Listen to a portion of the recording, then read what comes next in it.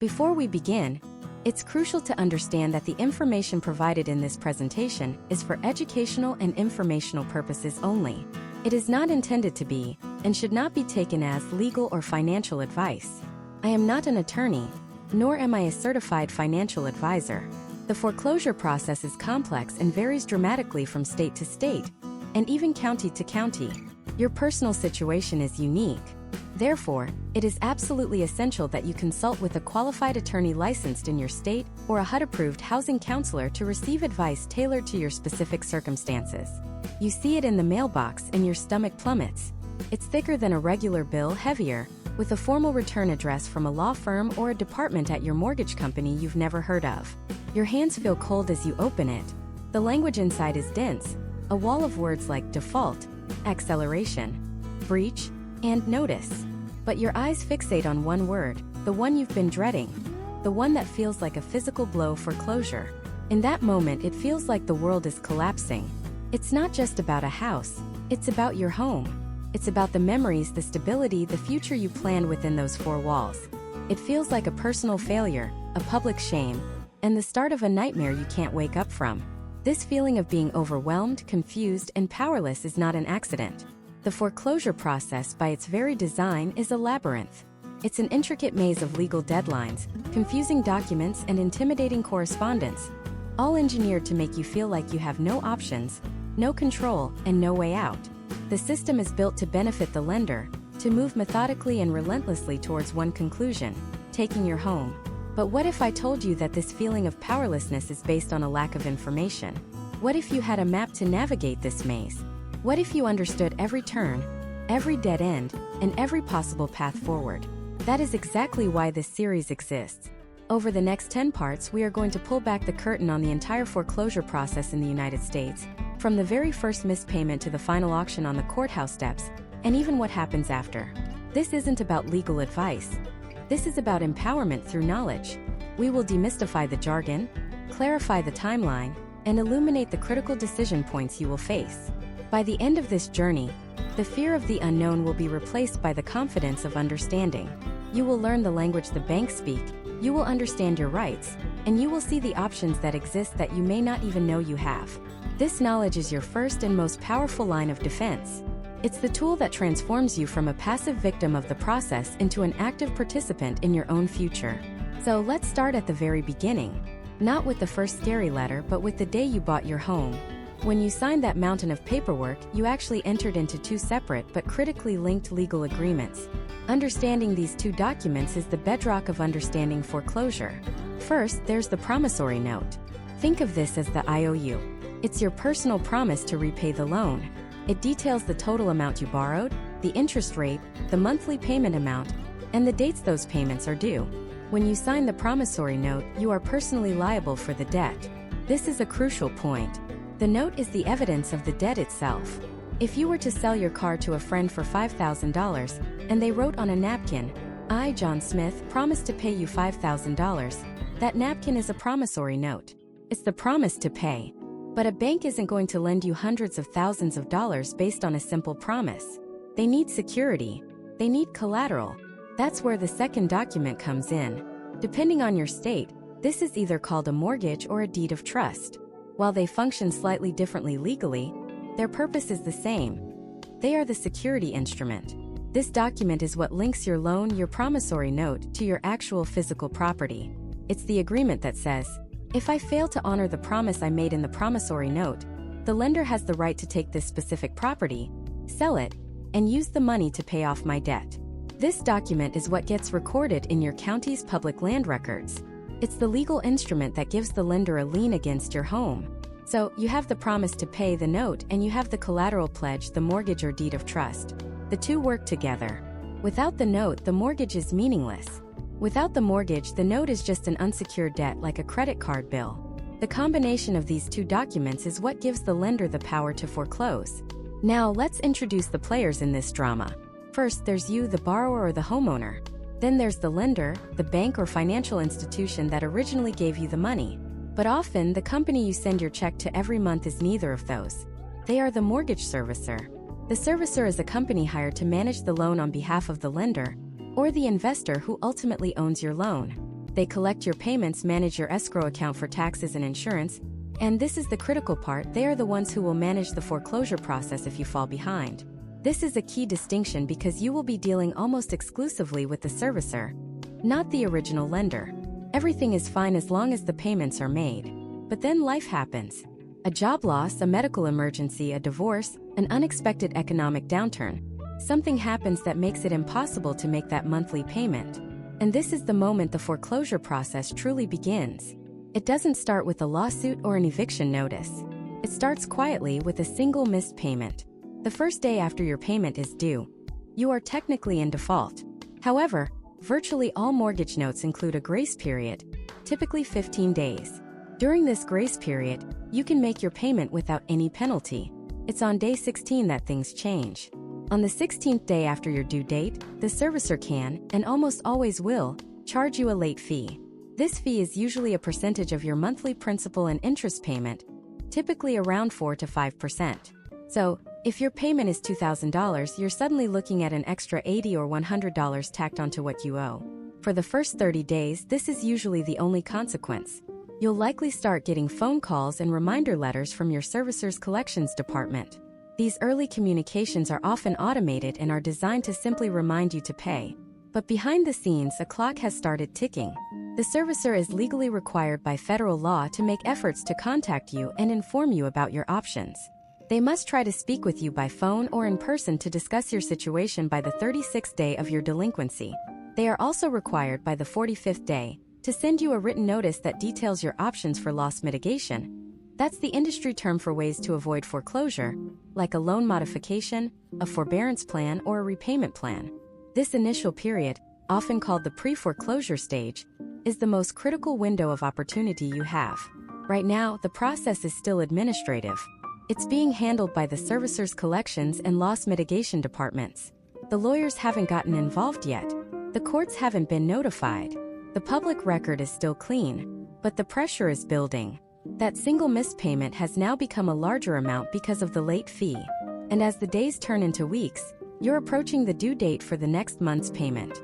If you can't catch up, you're about to fall 2 months behind, and that's when the tone of the letters begins to change, the phone calls become more frequent, and the process begins to accelerate down a much more formal and menacing path. That first missed payment wasn't just a misstep. It was the first tremor of an earthquake. This is the point where the bank's entire posture changes. The department you were dealing with, the one with the friendly customer service reps, goes silent. You are now handed over to a new division, a team with a much more sobering name. The Loss Mitigation Department. Let's break that name down. Loss mitigation. Their job is not to help you. Their job is to mitigate or reduce the bank's potential loss. You are no longer a customer. You are a liability, a line item in a risk portfolio. The entire relationship has been fundamentally and permanently altered. This critical period, stretching from that first missed payment until the formal public legal action begins, is known as pre-foreclosure. It's a term you hear a lot, but it's widely misunderstood. Pre-foreclosure isn't a single event. It's a shadow phase, a grace period under duress. It can last anywhere from 30 days to many months, depending on your state, your lender, and the specifics of your loan. This is the last window of opportunity to resolve the issue with some degree of normalcy.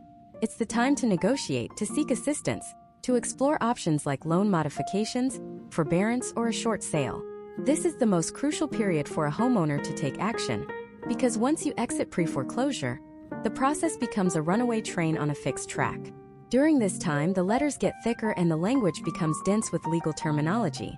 The first truly alarming piece of mail you'll likely receive is often called a breach letter, or a notice of intent to accelerate. This document is a formal declaration that you have breached the contract you signed, your mortgage agreement. It will state in no uncertain terms that you are in default. It will specify the exact amount of money you need to pay to cure the default, meaning, to get current again. This will include not just the missed payments, but also a growing collection of late fees, penalties, and other charges. And then it will contain the most terrifying word in the entire document: accelerate. The letter will warn that if you fail to cure the default by a specific date, the lender will exercise its right to accelerate the loan. This doesn't mean the payments speed up. It means the lender can demand the entire outstanding balance of your mortgage, every single dollar, be paid in full, immediately. Imagine owing $200,000 on your home. You miss 3 payments totaling $5,000.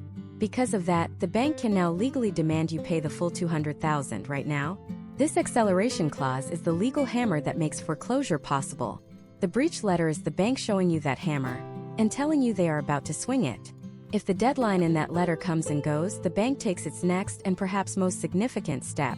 They formalize the default. Depending on your state, this will typically involve filing a legal document that makes your private struggle a matter of public record. In many states, this document is called a Notice of Default, or NOD. The moment a NOD is filed with the county recorder's office, everything changes. Your financial trouble is no longer between you and your bank. It's now public information, available to anyone who cares to look. This has immediate and severe consequences. First, your credit score, which was already suffering, takes a catastrophic hit. An official notice of default is a major derogatory event that can cripple your financial life for years. Second, and more insidiously, you are now on a list. Your name and address are scraped by data miners and sold to dozens of different entities. Suddenly, your mailbox is flooded. You'll get official-looking but misleading letters from foreclosure specialists. You'll get postcards with pictures of cash, offering to buy your house, as is, for a fraction of its value. You'll be targeted by rescue scams, promising to save your home for an exorbitant upfront fee. You become a target, a data point on a list of distressed homeowners, prey for a cottage industry that feeds on financial desperation. The shame and isolation you felt before are now compounded by a feeling of being hunted. The filing of this public notice is the official starting pistol for the foreclosure race. And from this point forward, the process splits into 2 fundamentally different paths, dictated entirely by the laws of the state where your property is located. The United States does not have a single national foreclosure law. It's a patchwork of state-level regulations, which creates 2 primary systems: judicial foreclosure and non-judicial foreclosure. Understanding which system your state uses is absolutely critical, because it determines the timeline, your rights, and the entire battlefield on which this fight will take place. Let's start with judicial foreclosure. As the name implies, this process involves the court system. The judicial part means the lender cannot simply seize your home. They must first sue you. They have to file a formal lawsuit in civil court. The legal document that initiates this is often called a complaint or a petition to foreclose. You, the homeowner, will be served with a summons, just like in any other lawsuit. This means a process server will physically hand you the documents or leave them at your door. This is a critical moment. That complaint will lay out the lender's entire case against you. Who they are, the details of the mortgage you signed, the fact that you have defaulted, and their legal right to foreclose as a remedy. As the defendant in a lawsuit, you have a legal right to respond. You can hire an attorney, file an answer to the complaint, raise defenses, and argue your case before a judge. You can challenge whether the lender actually owns the loan, a concept known as standing. You can argue they didn't follow the proper procedures. You can claim predatory lending practices. The judicial process forces the lender to prove its case in a court of law. Because it involves the courts, this path is generally much longer. There are filing deadlines, court calendars, motions, and hearings. It can take many months or in some cases even years to resolve. This extended timeline can be a double-edged sword. It gives the homeowner more time to find a solution, to get a loan modification, sell the house, or declare bankruptcy. But it also means the legal fees, penalties, and interest on the loan continue to pile up, digging the financial hole even deeper. States like New York, Florida, and Illinois are primarily judicial foreclosure states. It's a system built on the principle that taking someone's home is such a severe action that it requires the oversight of a judge. The other path is non-judicial foreclosure. This is a much faster, more streamlined process for the lender, and it's authorized in states like California, Texas, and Georgia. The key difference is this: the court system is not involved. There is no lawsuit, no judge, no summons. The lender's right to foreclose was already granted to them in one of the documents you signed at closing, typically called a deed of trust. This document contains what's known as a power of sale clause. It's a paragraph of dense legal text that essentially says, if I don't pay, I have pre-authorized you, the lender, to sell my house to get your money back without having to sue me first. In a non-judicial state, after the public notice of default is filed, the process is governed by a series of strict statutory timelines and notices. The lender must send you a series of letters, informing you of the default and eventually a notice of sale. This notice will state the specific date, time, and location where your home will be sold at a public auction, often on the steps of the county courthouse. Because there is no court case to slow things down, the non-judicial process can move with terrifying speed. In some states, a home can be foreclosed on and sold in as little as 4 months from the initial default. The homeowner has far fewer opportunities to formally challenge the foreclosure. While you can still hire a lawyer and file your own lawsuit to try and stop the sale, the burden of proof is on you to initiate the legal action, rather than on the bank. The system is designed for speed and efficiency, putting the homeowner at a significant disadvantage. So, the moment that public notice is filed, your fate is set on one of these two tracks. Are you in a state that gives you your day in court, or a state that allows the lender to proceed based on a contract you signed years ago? The path your foreclosure takes, through the courts or outside of them, dramatically changes everything that happens next. It dictates your rights, your timeline, and your options. And in the next part, we're going to walk down that first path, the one that leads directly to a courtroom, to discover what happens when your lender formally declares war by filing a lawsuit against you. It often starts with a knock on the door. Not from a friend, not from a delivery driver, but from a stranger holding a stack of papers, a process server. In that single heart-stopping moment, the abstract threat of foreclosure becomes terrifyingly real. The papers they hand you aren't just letters. They are legal documents, heavy with the weight of the court system. This is the official declaration. The lender has filed a lawsuit against you. This formal court-supervised process is known as a judicial foreclosure. It's the required method in about 20 states, including major ones like New York, Florida, Illinois, and Ohio. Why a lawsuit? Because in these states, the mortgage or deed of trust you sign doesn't contain something called a power of sale clause. That clause is a pre-authorization for the lender to sell your home without a judge's permission if you default. Without it, the lender has no choice but to go to a judge and ask for that permission. They have to prove to the court that you defaulted on the loan, and that they have the legal right to take your home as a result. So let's open that packet of documents together. It can feel like trying to read a foreign language, but there are 3 key documents you absolutely need to understand. First, you'll see the summons. Think of this as a formal invitation to a fight you didn't ask for. The summons is a direct command from the court. It officially notifies you that a lawsuit has been filed against you, identifies who is suing you, the plaintiff, which is your lender, and who is being sued, you, the defendant. Most importantly, the summons will state, in no uncertain terms, that you have a specific deadline to respond. This is usually 20 to 30 days. This deadline is not a suggestion. It is the single most critical piece of information in that entire stack of papers. Ignoring it is the equivalent of forfeiting the match before it even begins. The second document is the complaint. If the summons is the invitation, the complaint is the list of reasons why you're being invited to this fight. It's the lender's side of the story, laid out in formal, numbered paragraphs. It will detail the history of your loan. When you sign the promissory note, the terms of the mortgage, and the legal description of your property. Then it gets to the heart of the matter, the allegations. It will state that you have failed to make your payments as agreed, that you are in default, and it will specify the exact amount they claim you owe, including principal, interest, late fees, and often, their attorney's fees. Finally, the complaint will state what the lender wants the court to do. This is called the prayer for relief, and it will ask the judge for 2 main things: a final judgment of foreclosure, and permission to sell your home at a public auction to satisfy the debt. The third document you might find is called a lease pendens. It's a Latin term that literally means suit pending. This document gets filed with the county property records, and it serves as a public notice to the entire world that your property is the subject of an ongoing lawsuit. Its effect is immediate and powerful. It creates a cloud on your property's title. This means you can't sell your home to a traditional buyer, and you can't refinance your mortgage. No title insurance company will touch a property with an active lease pendens, and no new lender will issue a loan against it. It effectively freezes the status of your property, trapping it in legal limbo until the lawsuit is resolved.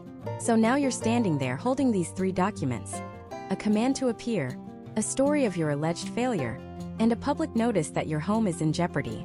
And that clock, the one mentioned in the summons, is now ticking. What happens if you do nothing? If you let that 20 or 30-day deadline pass without filing a formal response with the court, the lender's attorney will file a motion for what's called a default judgment. You have essentially failed to appear. You didn't answer the call. In the eyes of the court, your silence is seen as an admission to all the allegations in the complaint. You're not contesting the debt. You're not questioning the lender's right to foreclose. You're not raising any defense at all. The judge, seeing no opposition, will almost certainly grant the lender everything they asked for. They will win by default.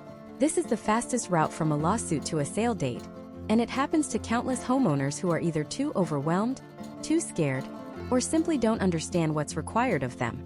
But you have another choice. You can respond. You can fight. Your formal response to the complaint is a legal document called an answer. This is not just a letter you write to the judge. It's a structured document that you or your attorney must prepare and file with the court clerk, and also send a copy to the lender's attorney. In the answer, you go through the lender's complaint, paragraph by paragraph, and respond to each allegation. For each point, you must state whether you admit it, deny it, or state that you lack sufficient information to either admit or deny it. For example, you might admit that you signed the mortgage, but deny the exact amount they claim you owe.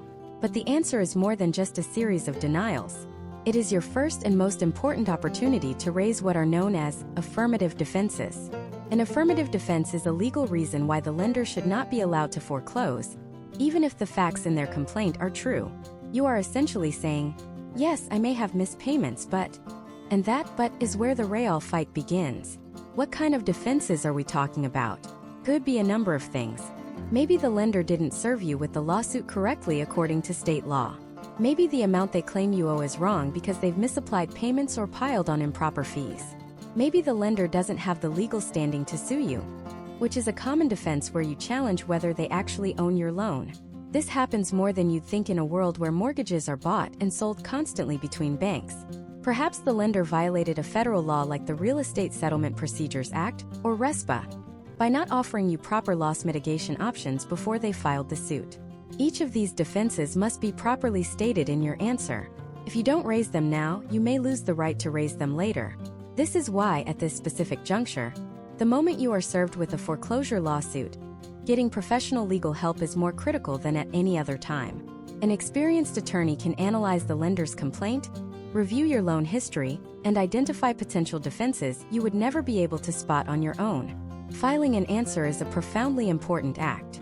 It stops the default judgment dead in its tracks. It tells the lender and the court that you are not going away quietly. You are contesting their claims and you are forcing them to prove their case. And with that, the battle lines are officially drawn. The initial shock has passed, and the first strategic moves have been made. The lender has launched their attack with the complaint, and you have fortified your position by filing an answer. The case is now officially at issue, meaning both sides have stated their positions and the court knows there is a genuine dispute to be resolved. This single act of filing a response can buy you precious time, months, sometimes even years, to work towards a solution. But this is just the opening salvo. Now that both sides are engaged, the war moves into a new phase. A phase of gathering intelligence, interrogating witnesses, and demanding documents. It's a phase designed to uncover the truth, to expose weaknesses, and to prepare for the final showdown in front of a judge. This is the discovery process, and it's where the real evidence comes to light. And this evidence isn't just a collection of dusty papers. It's the ammunition for the next, and often most decisive, battle in the entire foreclosure war. The motion for summary judgment. Imagine a courtroom drama where, right before the big trial, one lawyer stands up and tells the judge, "Your Honor, we don't even need a trial. The evidence is so overwhelmingly in our favor that there's nothing left to argue about. Let's just end this right now." That, in a nutshell, is a motion for summary judgment. It is the lender's attempt at a legal knockout punch. They are trying to convince the judge that the homeowner's case has no merit, that there are no genuine issues of material fact to be decided, and that the court should grant the foreclosure without ever hearing from a jury or going through a full-blown trial.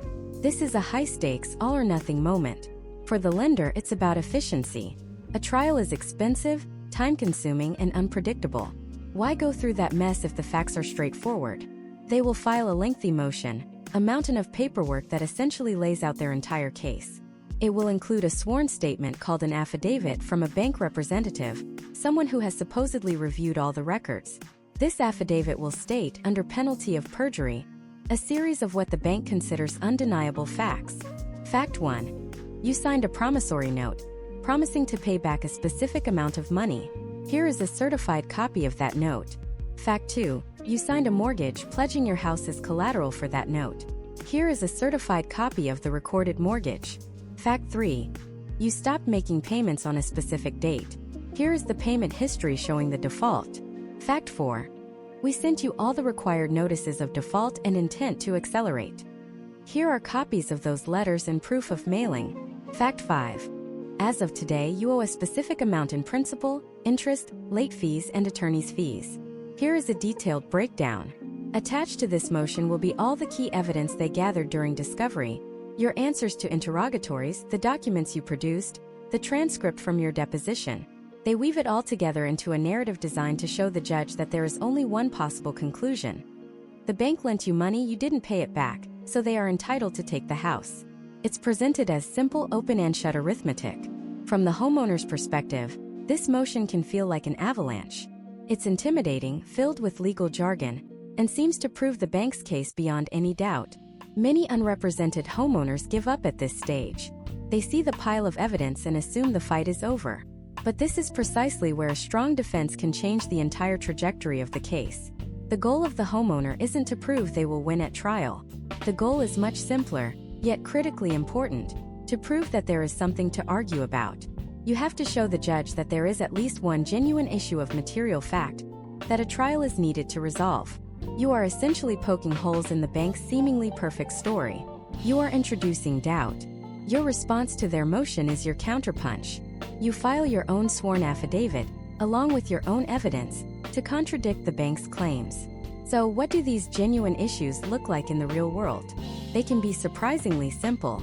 Let's say the bank claims you owe $100,000 in arrears, but you have bank statements and canceled checks showing you made 3 payments that they didn't credit to your account. You attach those documents to your affidavit.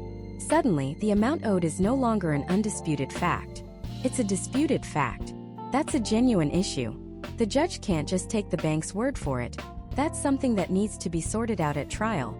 Or perhaps the bank's affidavit says they sent you the notice of default on March 1st. But your mortgage contract, the one the bank itself is suing on, says they have to give you 30 days to cure the default, and their own documents show they filed the foreclosure lawsuit just 20 days later. That's a failure to meet a condition precedent. They didn't follow their own rules. That is a powerful, genuine issue of material fact. The most explosive and common area for creating a genuine issue revolves around the concept of standing. It's a simple question with a mind-bendingly complex answer. Does this specific bank, the one suing you, actually have the legal right to foreclose? In the old days, this was easy. You borrowed from the local bank, and if you defaulted, that same local bank foreclosed. But today, mortgages are bought and sold constantly. They are bundled into massive securities and traded on Wall Street like playing cards. Your original note might have been endorsed from lender A to lender B, then sold to a trustee, which is managed by trustee D, and serviced by servicer E. So when servicer E files for foreclosure on behalf of trust C, the question becomes, can they prove an unbroken chain of ownership of your specific loan, all the way from the original lender to them? This is called the chain of title for the note. If there is a single broken link, a missing endorsement on the note, a transfer that wasn't done correctly according to the trust's own rules, then their legal standing to foreclose is in question. You can argue that they are a legal stranger to your loan. This defense, when properly raised with evidence, can stop a foreclosure debt in its tracks. The judge can't grant summary judgment if there's a legitimate question about whether the plaintiff even has the right to be in court. So the homeowner, through their attorney, files a detailed response. It attacks the bank's affidavit, pointing out that the bank employee who signed it likely has no personal knowledge of the account and is just reading from a computer screen, a practice known as a robo-signer. It presents evidence of misapplied payments, improper fees, or notices that were never sent. And it challenges, with detailed legal arguments, the bank's very standing to bring the case. The judge now has 2 competing stories: the bank's story of a simple, undisputed debt, and the homeowner's story of accounting errors, procedural missteps, and questionable ownership. The judge's job at this stage is not to decide who is telling the truth. Their job is to act as a gatekeeper. They must look at all the evidence presented by both sides and ask one question: could a reasonable jury, after hearing all this, possibly find in favor of the homeowner? If the answer is no, if the homeowner's defenses are weak, unsupported by evidence or legally invalid, the judge will grant the motion for summary judgment. This is a final order. The case is over. The bank wins. The court will enter a final judgment of foreclosure, and the only thing left is to set a date for the auction of your home. It's a devastating blow. But if the answer is yes, if the homeowner has successfully shown that there are legitimate, factual disputes that need to be resolved, the judge will deny the motion for summary judgment. This is a monumental victory for the homeowner. It doesn't mean you've won the house, but it means you've survived the knockout punch. You have forced the bank's hand. You have proven that you have a case worth hearing, and now they must face you in a full trial. This completely changes the power dynamic.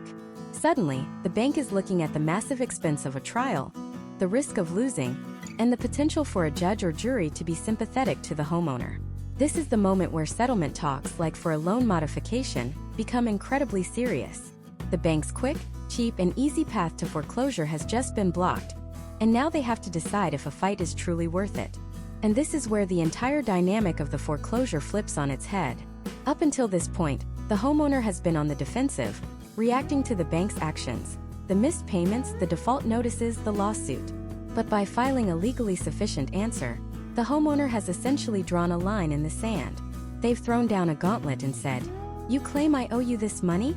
You claim you have the right to take my home? Prove it." And the process for proving it is called discovery. Discovery is the formal pre-trial phase where both sides get to demand information and evidence from each other.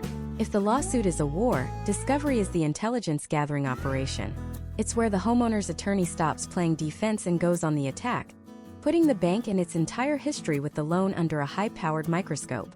It is, without a doubt, one of the most powerful tools a homeowner has. This process typically involves a few key weapons. The first are called interrogatories. These are simply written questions that the bank's attorneys and employees must answer in writing, under oath. And they can't be simple yes or no questions. A homeowner's attorney might ask things like, "Please identify by name, title, and address every single person who has serviced this loan since its origination." Or, "State the exact amount you allege is due and provide a complete and detailed breakdown of all principal, interest, late fees, escrow advances, and corporate advances you claim make up that total." The bank can't just give a vague response. They have to provide specifics, and they are swearing to the truth of those specifics under penalty of perjury. Next, and perhaps most importantly, are requests for production of documents. This is the ultimate show me the paperwork moment. The homeowner's attorney will send a list of documents the bank is required to produce. This isn't just a casual request. It's a legal demand. The list is often exhaustive. They'll ask for the original wedding signature promissory note. Not a copy, the real thing. They'll ask for a clear, unbroken chain of all the assignments of the mortgage, showing how the loan traveled from the original lender all the way to the bank that is now suing. They'll demand the complete payment history from day one. They'll ask for all communication logs, every letter sent, every phone call noted in the system. They'll request the pooling and servicing agreement if the loan was securitized and sold to investors. The goal here is to find the cracks. And there are often cracks. Did the bank lose the original note? It happens more than you think. Is there a gap in the chain of assignments, meaning the bank suing might not even have the legal standing to foreclose? Is the payment history filled with misapplied payments or junk fees that were improperly charged? This is where the bank's often messy and automated back-office operations get exposed to the harsh light of day. The bank claimed it had an airtight case in its initial complaint, and now the homeowner is demanding they lay all their cards on the table, face up, for everyone to see. Then comes the deposition. This is the part you see in movies. The homeowner's attorney gets to sit in a conference room, across the table from a person designated to represent the bank, a so-called corporate representative. A court reporter is there, transcribing every single word. And for hours, the attorney can question this person under oath. They'll hand them documents produced in discovery. "Can you tell me what this document is? Who prepared it? Are you personally aware of how these fees were calculated? You signed this affidavit swearing you had personal knowledge of the account. Can you please explain your process for reviewing the files before you signed it?" This is where things can get incredibly uncomfortable for the bank. Often, the person they send has very little actual knowledge. They are just trained to read from a computer screen. This is a direct result of the great robo-signing scandal that blew the lid off the foreclosure industry years ago. It was discovered that major banks had employees signing thousands of legal affidavits a month, swearing to the accuracy of information they had never personally checked. Some admitted in depositions they signed hundreds of documents an hour, spending no more than 30 seconds on each one, without ever looking at the underlying loan files.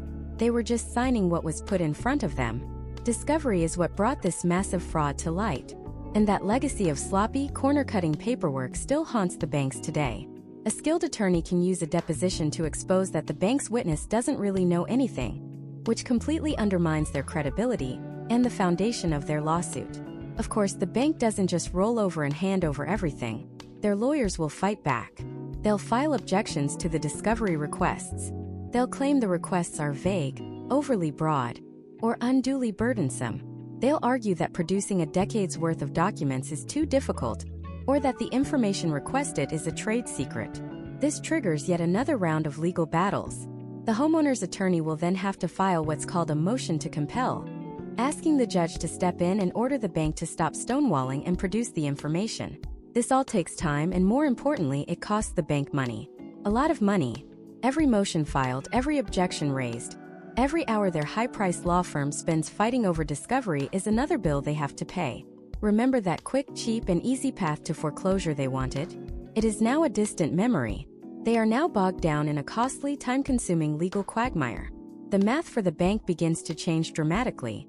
Is it really worth paying their attorneys $50, $60, or even $100,000 to fight a homeowner in court, with no guarantee of winning, when they could just offer that homeowner a reasonable loan modification and start collecting payments again? This is the leverage that a strong defense creates. The discovery process is designed to find the truth, and often, the truth is that the bank's case is not nearly as strong as they pretended it was in their initial complaint. They may have the right to foreclose, but their ability to prove they have that right according to the strict rules of evidence and civil procedure is an entirely different matter. As the documents start to trickle in and the testimony from the deposition is transcribed, a clear picture of the case begins to form. The weaknesses are identified. The errors are cataloged. The homeowner and their attorney now have an arsenal of evidence, or lack thereof, to use against the bank. With all this information now out in the open, the bank is facing a critical decision. They can see the fight that lies ahead, the evidence that will be used against them, and the mounting legal fees. They have to decide if they want to risk going all the way to a trial. But before that, they almost always try one more powerful legal maneuver, one last-ditch effort to win the case without ever having to face a jury. It's a motion that attempts to convince the judge that the homeowner's defense is so weak that the bank should win automatically, as a matter of law. It is called a motion for summary judgment, and it is frequently the single most decisive battle in the entire foreclosure war. This motion for summary judgment is the bank's attempt to land a knockout blow. It's a legal haymaker designed to end the fight before it ever really begins. The bank is essentially telling the judge, "Your Honor, look at the paperwork. It's all here. They borrowed the money, they signed the mortgage, they stopped paying. There's nothing to debate. There are no facts in dispute. Let's not waste everyone's time and money with a trial. Just give us the judgment now." And in many, many cases, the courts agree. Why? Because on the surface, it often looks that simple. So what does this legal knockout punch actually look like? It's a mountain of paper. The bank's attorneys will file a thick packet with the court. At the heart of it is the motion itself, which argues the law. But the real weapons are the exhibits attached to it. First, you'll see an affidavit. This is a sworn statement, usually from someone called a loan servicing specialist, or a similar title, who works for the bank or its servicer. This person swears under penalty of perjury that they've reviewed the business records, that you are in default, and that you owe a specific amount of money. They'll attach a payment history, often a confusing-looking ledger, to back this up. Next, they'll attach a copy of the promissory note, the IOU document you signed at closing. They'll also attach a copy of the mortgage, the document that gives them the right to foreclose on the property if you don't pay the note. The bank's argument is brutally simple. Here is the contract, here is the proof they broke it, and here is our sworn testimony of how much they owe. Case closed. They are trying to create an undeniable, airtight story that leaves no room for doubt. They want to make it seem like fighting back is pointless. But this is where the battle is truly joined. This is your chance to stop the knockout blow from landing. To defeat a motion for summary judgment, you don't have to prove you will win the case. That's a common misconception. All you have to do is prove that there is a genuine issue of material fact that needs to be decided by a trial. You have to show the judge that the bank's story isn't as simple or as airtight as they claim. Your job is to poke holes in their narrative. You need to file a response and opposition to their motion, and you fill it with your own evidence. You fight their affidavit with your own affidavit. In your sworn statement, you can point out the factual disputes. For example, did the bank misapply a payment you sent? Did they refuse to accept a payment? Did they load up your account with junk fees and corporate advances that are not authorized by the mortgage? Did they fail to properly credit a trial modification payment? These aren't legal arguments, they are factual disputes. You're saying, "Judge, their numbers are wrong and here's why. We need a trial to figure out who is telling the truth." And what about that bank employee who signed the affidavit? This has been a massive point of contention for over a decade. During the height of the foreclosure crisis, it was discovered that major banks were using robo-signers. These were low-level employees who signed tens of thousands of affidavits a month, swearing they had personal knowledge of the loans, when in reality, they hadn't even read the documents. They were just signing stacks of paper like a machine. If you can show, through a deposition or other discovery, that the person who signed the affidavit against you has no real knowledge of your specific loan account, you can argue their entire testimony is invalid. You can effectively tell the judge, the bank's only witness knows nothing, so their evidence can't be trusted. Another powerful defense is to attack the very foundation of their case, their right to foreclose in the first place. This is the issue of standing. You argue that the bank suing you doesn't actually own the loan. Remember how mortgages are bought and sold, bundled into trusts and passed around Wall Street? This process creates a long, often messy paper trail. The bank suing you has to prove they were the owner or holder of the note at the exact time the lawsuit was filed. You scrutinize the documents they provide. Is the copy of the note they filed endorsed correctly? An endorsement is like signing the back of a check to transfer it to someone else. If there's a break in that chain of endorsements, or if the endorsement was mysteriously dated after the lawsuit was filed, you have a powerful argument. You're telling the judge, the entity suing me might not even have the right to be in this courtroom. We need a trial to untangle this mess of paperwork and figure out who really owns my loan. You are showing the judge that there is, in fact, something very important to argue about. Once both sides have filed their paperwork, the bank's motion and your opposition, the court will schedule a hearing. This isn't a trial. There are no witnesses, no jury. It's usually just the lawyer standing in front of the judge in a courtroom, or sometimes even over a video call. Each side gets a short amount of time, maybe 10 or 15 minutes, to argue their case. The bank's lawyer will say, "It's a simple case, Judge. The facts are clear." And your lawyer, or you if you're representing yourself, will stand up and say, "It's not simple at all, Your Honor. There are genuine factual disputes about the amount owed, about the bank's business practices, and even about whether this bank has the right to sue. These are issues that cannot be decided on paper. They must be decided at a trial." The judge then makes a decision, and this decision is monumental. If the judge grants the bank's motion for summary judgment, it's essentially game over. The judge is ruling that there are no factual disputes and the bank wins as a matter of law. A final judgment of foreclosure will be entered. The case is finished, and the only thing left is for the bank to schedule the foreclosure sale. The knockout punch has landed, but if the judge denies the motion, it is a massive victory for the homeowner. It's the equivalent of getting off the canvas after a knockdown. The judge is saying, "You've shown me enough. There are legitimate issues here that need to be sorted out at a trial." This single decision completely changes the dynamic of the case. The bank, which wanted a quick, cheap, and easy win, is now facing the prospect of a long, expensive, and uncertain trial. Their leverage plummets and your leverage skyrockets. Suddenly, they become much more interested in negotiating. A denied summary judgment often opens the door to serious settlement talks, loan modifications, or other resolutions that were completely off the table before. It forces the bank to treat you not as a statistic but as a real adversary. Surviving summary judgment doesn't mean you've won the war, but it means you have won a critical, decisive battle. You've proven your defense has teeth, and you've earned your day in court. So what happens next in this high-stakes legal chess match? What does it look like to prepare for a full-blown foreclosure trial? And on the other side of the coin, what happens if you lose the motion, and that final judgment is entered? What are the terrifyingly swift steps that lead from that judgment to the auction block on the courthouse steps? Let's dissect that pivotal moment, the summary judgment hearing. Because it's the fork in the road where two drastically different futures are decided. Winning that motion feels like a miracle. It's the legal equivalent of dodging a bullet in slow motion. When your attorney successfully convinces a judge that there are genuine, legitimate questions of fact that need to be sorted out in a full trial, the bank's fast track to foreclosure just slammed into a brick wall. So what does that win actually get you? First and foremost, it gets you time. Precious, invaluable time. The case doesn't just disappear. The bank doesn't pack up and go home. But the summary judgment, their shortcut, has been denied. Now they are forced to engage in the long, expensive, and tedious process of litigation.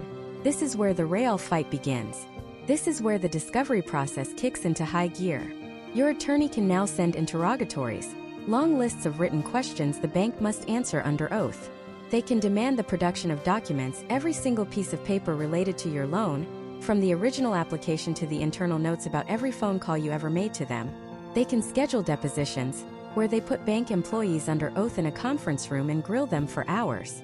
They'll ask questions like, "Can you please explain the $9,000 fee that appeared on this statement?" Or, "Can you identify the individual who signed this assignment of mortgage and confirm their authority to do so?" Suddenly, the power dynamic shifts. The bank, which was on the offensive, is now forced to be on the defensive. They have to spend tens of thousands of dollars in legal fees to answer these questions, to produce these documents, to prepare their employees for depositions. They have to prove their case piece by agonizing piece. And sometimes, buried in that mountain of paperwork, they can't. Sometimes the original note really is lost. Sometimes the chain of title really is broken. Sometimes the employee who signed a key document had no legal authority to do so. A practice known as robo-signing that was rampant for years. Every inconsistency your attorney finds is another crack in their case. And these cracks create leverage.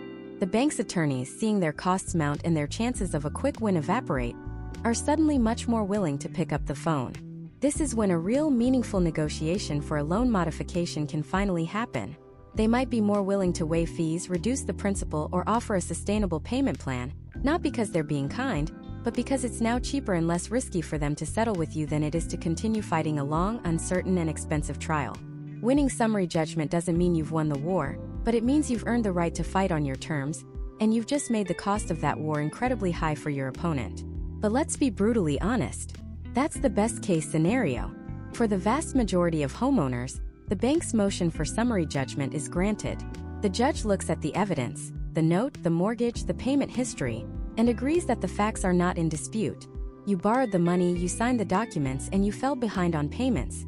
In the eyes of the court, the case is straightforward. The moment the judge says motion granted, a chilling sequence of events is set into motion. The bank's attorney will then prepare a document called the final judgment of foreclosure. This isn't just a piece of paper. It's the financial death warrant for your home. You need to understand what this document represents. It contains the final, exact amount of money the court has determined you owe. This isn't just the principal balance. It's the principal plus all the back interest you owe, plus any late fees, plus any money the bank paid for your property taxes or homeowner's insurance, plus, and this is the part that stings the most, all of the bank's attorney's fees and court costs. A loan balance of $200,000 can easily balloon into a final judgment of $250,000 or more.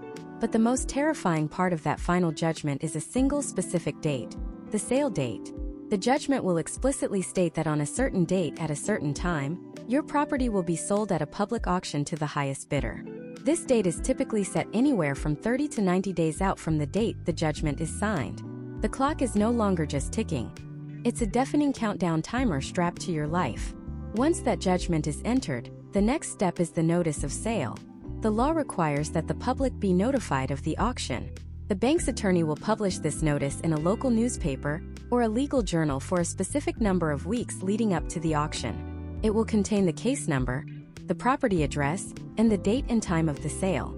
Your personal financial crisis is now a public record, printed in black and white for anyone to see. Real estate investors, house flippers, and your neighbors can all see that your home is being sold on the courthouse steps. Now, during this terrifying countdown, you still have some rights, but they are dramatically different and far more difficult to exercise. This is where we must distinguish between the right of reinstatement and the right of redemption. Before the final judgment was entered, you likely had a right of reinstatement. This meant you could stop the foreclosure by paying the past due amount, all the missed payments, fees, and costs, to bring the loan current. It's like a reset button. But in most states, the entry of the final judgment extinguishes that right. You can no longer just catch up. Now, your only option is the right of redemption. This doesn't mean paying what's past due. It means paying the entire judgment amount in full. Every single penny. If the judgment is for $250,000, you must come up with $250,000 in cash before the auctioneer's gavel falls. For 99.9% of people in foreclosure, this is simply impossible. So as the sale date barrels towards you, what options are left? The loan modification ship has likely sailed. The bank has its judgment. They have no incentive to negotiate. You're in the final days. You're measuring the time you have left in your home not in months or weeks, but in days and hours. Is there anything at all that can stop that auction? There is one last, desperate, powerful tool. It's the emergency brake on the entire foreclosure process. It's the one thing a homeowner can do, even the day before the sale, that can legally force the auction to a screeching halt. That tool is filing for bankruptcy, specifically, a Chapter 13 bankruptcy. The moment you file a bankruptcy petition with the federal court, something called the automatic stay goes into effect. The automatic stay is a powerful federal injunction that immediately stops all collection activities against you. Freezes everything. It doesn't matter that a state court judge signed a final judgment. It doesn't matter that the notice has been published in the paper for weeks. The automatic stay, under federal law, temporarily supersedes the state court order. The foreclosure sale cannot legally proceed. Filing for bankruptcy isn't a get-out-of-jail-free card. It doesn't make the debt disappear. What it does is move the entire fight from state foreclosure court to federal bankruptcy court. It gives you breathing room and a new structured environment to try and cure the mortgage default over a 3 to 5 year repayment plan. It is the ultimate Hail Mary pass, a last-ditch effort to save your home when all other options have been exhausted. It's a complex and serious decision with long-term consequences, but in the 11th hour, it is often the only move left on the board.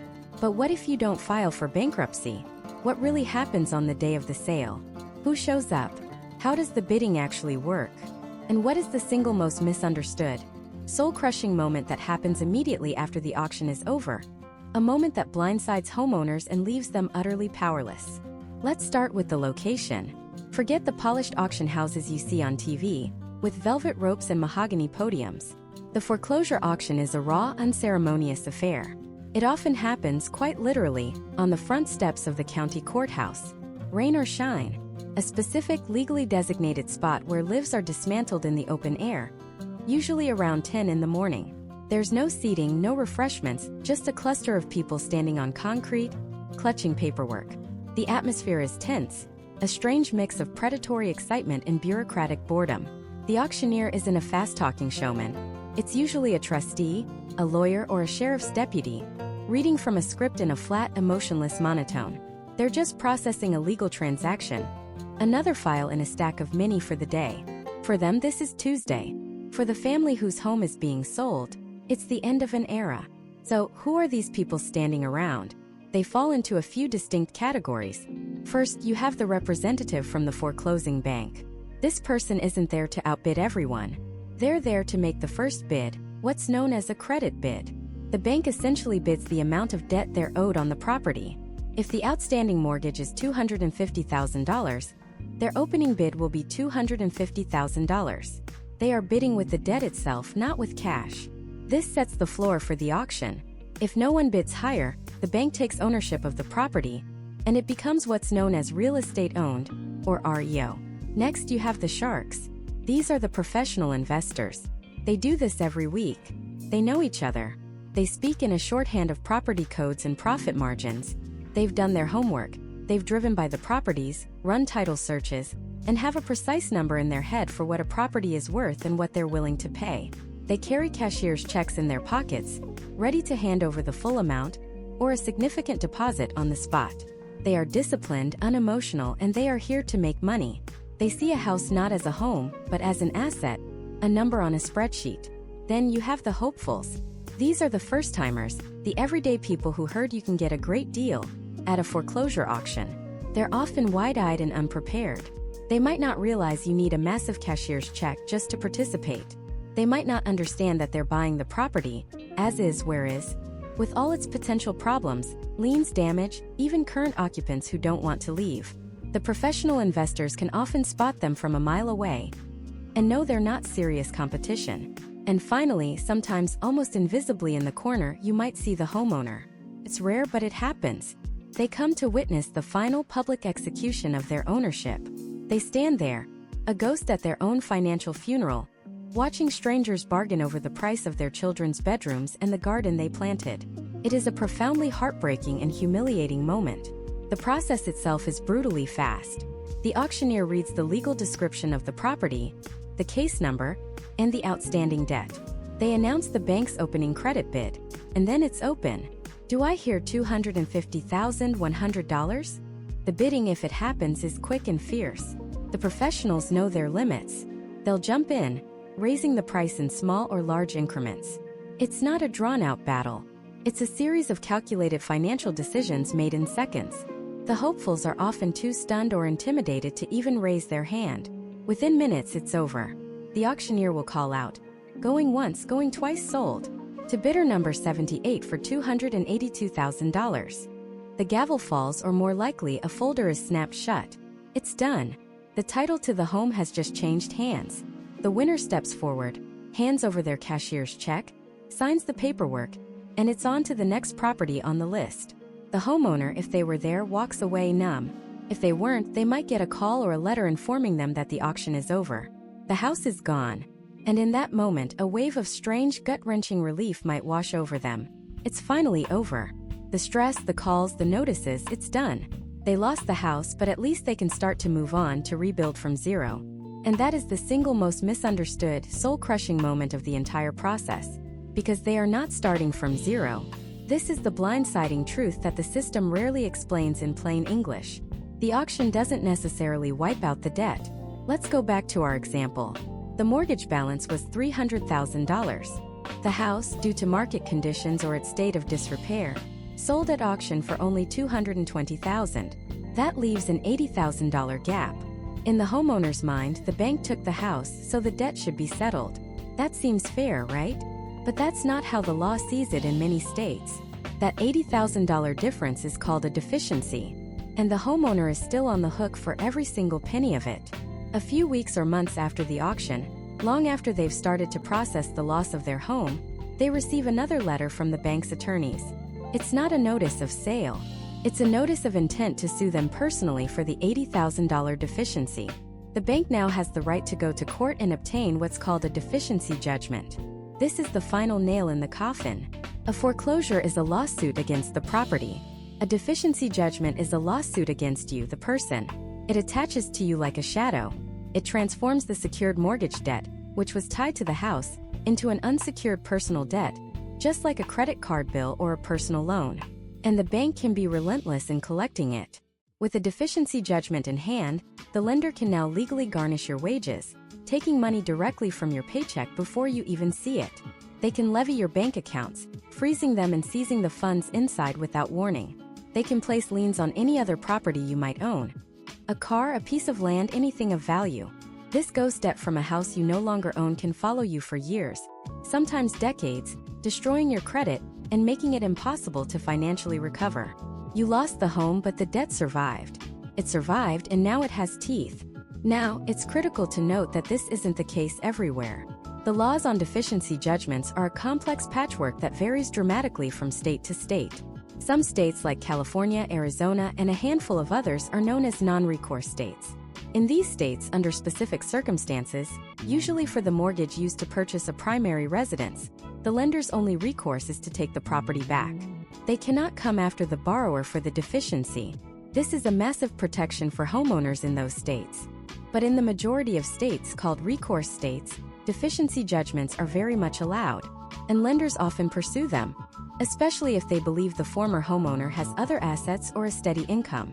It's a brutal final turn of the screw in a long and painful process. The home is gone, sold on the courthouse steps. The highest bidder has the keys, and the former owner is left holding a bill for tens, or even hundreds of thousands of dollars, for a house that is no longer theirs. So the new owner has the deed. But there's one last, challenging hurdle. The former homeowners, the family that just lost everything, are often still living inside the house. They have nowhere to go. How does the new owner get them out? What is the cold legal process for removing a family from the home they no longer own? And what rights, if any, does that family have left? The answer is a legal process that has a name you've likely heard before, but perhaps not in this context: eviction. The moment the auction gavel falls and a new deed is recorded, the people living in the house, the former owners, legally become tenants. Or more accurately, tenants at sufferance. They no longer have a legal right to occupy the property. The new owner, whether it's the bank or a third-party investor, is now their landlord. And like any landlord with a tenant who isn't supposed to be there, they must follow a strict legal procedure to have them removed. The first and most critical thing to understand is that the new owner cannot simply change the locks. They can't shut off the water and electricity to smoke the family out. They can't show up with a few large friends and physically remove them. These actions, known as self-help evictions, are highly illegal in every single state. Doing so would expose the new owner to significant lawsuits and penalties. The law, even at this painful stage, recognizes that you cannot just throw a family onto the street without due process. There is a right way and a very, very wrong way to do this. The right way begins with a formal written notice. This is often called a notice to quit or notice to vacate. The new owner must legally deliver this document to the occupants of the home. The notice will state in no uncertain terms that the property has been sold, that the new owner is now the legal possessor, and that the occupants must leave by a specific date. The amount of time given varies dramatically by state. It could be as short as 3 days or as long as 90 days, especially if there are federal protections in place for tenants, which can sometimes extend to former homeowners. Now imagine receiving that letter. It's the official confirmation that the roof over your head is no longer yours. For many, this is the moment the abstract financial nightmare becomes a concrete, physical reality. The clock is now officially ticking.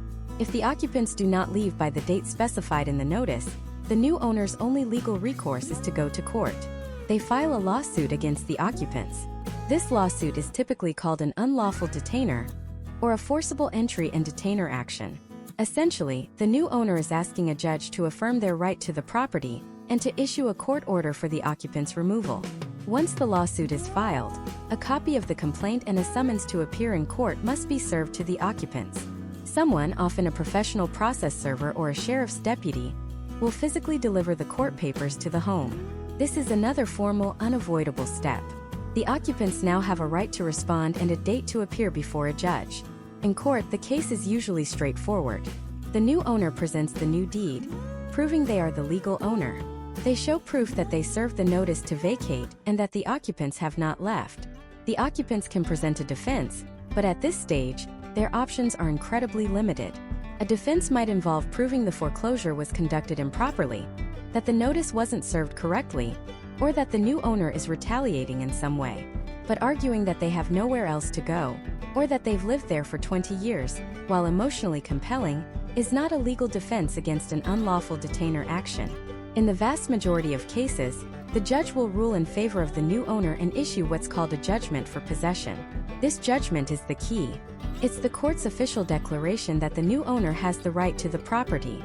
But even this piece of paper isn't enough to physically remove someone.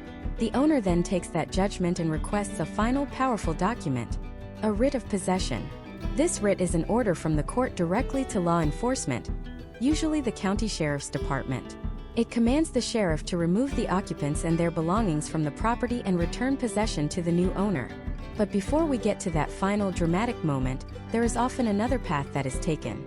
Because everything I just described, the notices, the lawyers, the court filings, the waiting, it all takes time and money. For a bank or an investor who just wants the property empty so they can fix it up and sell it, a contested eviction can take weeks, even months, and cost thousands in legal fees. This is where a very common pragmatic strategy comes into play. Cash for keys. Sounds exactly like what it is. The new owner will approach the occupants and make them an offer. We know this is a difficult situation, they might say. We have the legal right to evict you, but we would rather not go through that process. If you agree to voluntarily move out by a certain date and leave the property in good, clean condition, often called broom-swept condition, we will give you cash. The amount can vary wildly, from a few $100s to several thousand. Why would a new owner pay people to leave a house they already own? Because it's often cheaper, faster, and less risky than a formal eviction. It avoids potential court delays. It reduces the risk of the angry, departing occupants intentionally damaging the property on their way out. A very real and costly concern. and it provides the former homeowners with something they desperately need: money to help them move, to get a security deposit on a rental, to land on their feet. It's a purely business transaction born from a terrible situation, but it often provides a better, more dignified outcome for everyone involved.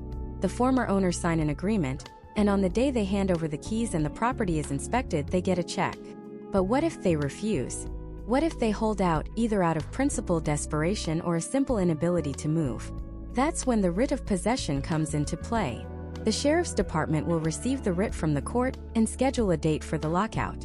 They will then post a final notice on the door of the property, often a bright, unmissable piece of paper, stating the exact date and time that deputies will be arriving to execute the court order.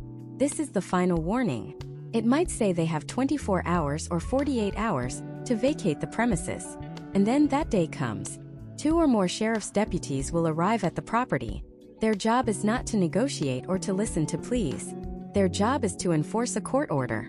They will knock on the door and announce their presence. They will inform the occupants that they are there to carry out the eviction, and that they must leave immediately. If the occupants refuse, the deputies are authorized to use force to remove them. The new owner or their representative, often a real estate agent or property manager, will be there to meet the deputies, along with the locksmith. Once the occupants are out, the locksmith immediately changes every lock on the property. The deputies will typically do a walkthrough to ensure everyone is out and to keep the peace. Once the locks are changed and the new owner has the keys, the eviction is complete. The former homeowners are now physically and legally barred from entering the property. But what about all their stuff? What happens to a lifetime of possessions, furniture, photos, clothes still inside? Again, the law provides a process. The new owner cannot just throw everything in a dumpster. In most states, they are considered a bailee of the personal property and have a duty to protect it. They must store the former owner's belongings, either on-site or in a storage unit, for a legally specified period. They must then send a written notice to the former owner's last known address, informing them where their property is and how they can retrieve it. If the former owner doesn't claim their property within that time frame, the new owner can then typically sell it or dispose of it. This is the final brutal severance. The financial ties were cut at the auction, the legal ties were cut by the judge, and the physical ties are cut by the sheriff and the locksmith. The house is now empty. A family is displaced. The long, agonizing process of foreclosure has reached its conclusion, but the story isn't quite over. For the house, a new chapter of repair and resale begins. And for the family, what happens now? What are the final financial consequences that follow them long after they've lost the home? The first ghost to appear is something called a deficiency judgment. It's a legal term that sounds cold and distant, but for the family it feels like a punch to the gut after they're already down. See, they owed the bank, let's say $350,000 on their mortgage. But at the foreclosure auction in a distressed market, the house only sold for $280,000. That leaves a $70,000 gap, a deficiency. And the family might think, well, they took the house, we're even. But in many states they would be wrong. So very wrong. In what are known as recourse states, the lender can turn around and sue the former homeowner for that $70,000 difference. Suddenly, the family, now renting a small apartment and trying to piece their lives back together, receives a court summons. They are being pursued for a debt on a house they no longer own. It's a phantom mortgage, a financial haunting that can lead to wage garnishment, bank account levies, and liens on any other property they might have. They lost the home, but the debt, or at least a huge chunk of it, lives on. Now, not every state allows this. Some are non-recourse states, where the lender's only option, their only recourse, is to take the property itself. Once the house is gone, the debt is considered settled, regardless of the sale price. This single legal distinction, varying from one state border to the next, creates a wildly different reality for families in crisis. It's a geographic lottery of financial ruin. For our family living in a recourse state, the nightmare continues, a new legal battle they can't afford to fight. But even if they're lucky enough to live in a non-recourse state, or if the bank decides not to pursue a deficiency judgment, another, more insidious consequence has already taken root. It's the devastation of their credit score. A foreclosure isn't just a late payment. It's a financial nuclear event. On a credit report, it's one of the most catastrophic entries possible, second only to bankruptcy. Their FICO score, once a source of pride, a key to financial opportunities, plummets. We're not talking about a 50 or 80 point drop. We're talking about a drop of 150 points or more overnight. A score in the high 700s considered excellent can be dragged down into the low 600s or even the 500s. This single event slams shut doors they never even thought were locked. Trying to rent a new apartment? Many landlords run credit checks, and a recent foreclosure is a massive red flag. They might be denied outright or forced to pay a much larger security deposit. Need to buy a used car to get to a new job? The interest rate they're offered, if they're approved at all, will be punishingly high. Even getting a new cell phone plan or setting up utilities can become a challenge. The foreclosure becomes a scarlet letter written in numbers, a brand that follows them everywhere, making every aspect of life more difficult and more expensive. And this brand doesn't fade quickly. A foreclosure remains on a credit report for 7 long years. For 7 years, they will be explaining, justifying, and paying the price for what happened. Just when they think they've accounted for all the damage, another letter arrives. This one isn't from a bank or a lawyer. It's from the IRS. This is perhaps the most shocking and least understood consequence of all, the tax bomb. Let's go back to that $70,000 deficiency. If the bank decides not to sue them for it and instead forgives the debt, the family might breathe a sigh of relief. But the IRS has a different perspective. In the eyes of the tax code, that forgiven $70,000 is considered income. It's as if the bank handed them a check for that amount, and now they have to pay taxes on it. This is called cancellation of debt income, and it can lead to a surprise tax bill of thousands, even tens of thousands of dollars, for money they never actually saw. It is a brutal, surreal twist of the knife. Now, there have been protections. The Mortgage Forgiveness Debt Relief Act of 2007 was enacted to shield homeowners from this exact situation. But that law has expired and been extended multiple times, creating a confusing patchwork of rules that depend on the specific year the foreclosure occurred. For many, this tax bill is the final unexpected blow that pushes them from a state of financial distress into one of utter despair. Beyond the numbers, the judgments, and the tax forms, lies the heaviest burden of all, the psychological toll. Losing a home is not just a financial transaction. It's the loss of a sanctuary, a repository of memories, and a symbol of stability and success in the American ethos. The family experiences a profound sense of failure and shame. Conversations with friends and family become strained. They avoid social gatherings, embarrassed to answer the simple question, "How are things?" The stress puts an immense strain on their marriage, with blame and resentment simmering just below the surface. Their children are affected, too, uprooted from their school, their friends, their neighborhood, sensing the tension and anxiety that now fills their parents' lives. The feeling of helplessness can be overwhelming, leading to depression and anxiety. Every unopened envelope, every ringing phone, brings a fresh wave of panic. They are navigating a new world where they feel judged and defined by their biggest financial mistake. This invisible weight is often heavier and more enduring than any monetary debt. So, is there a path back? Is recovery even possible? The answer is yes, but the road is long and arduous. It begins with survival, finding stable housing, securing employment, and creating a bare-bones budget. The first few years are about stabilization. Rebuilding their credit is a slow, deliberate process. It starts with getting a secured credit card, where they put down a deposit that becomes their credit limit. They must use it sparingly and, most importantly, pay the bill on time every single time without fail. Each on-time payment is a single, tiny brick being laid on a new financial foundation. After a few years of meticulous credit behavior, they might graduate to an unsecured credit card, albeit with a low limit and a high interest rate. They continue the pattern. Charge small amounts, pay on time. They are proving to the system that they can be trusted again. The question of owning a home again looms large. Feels like an impossible dream, but the rules do allow for a second chance. For an FHA loan, a borrower typically has to wait 3 years after a foreclosure is complete, and they must demonstrate that they have reestablished good credit and have a stable income. For a conventional loan, the waiting period is much longer, usually 7 years, the same length of time the foreclosure stays on their record. The journey back to homeownership is a marathon measured in years of perfect financial discipline. As we look back on this entire process, from the first missed payment born of a crisis to the final tax bill and the long shadow it casts, one thing becomes clear. Foreclosure is a brutal, unforgiving machine.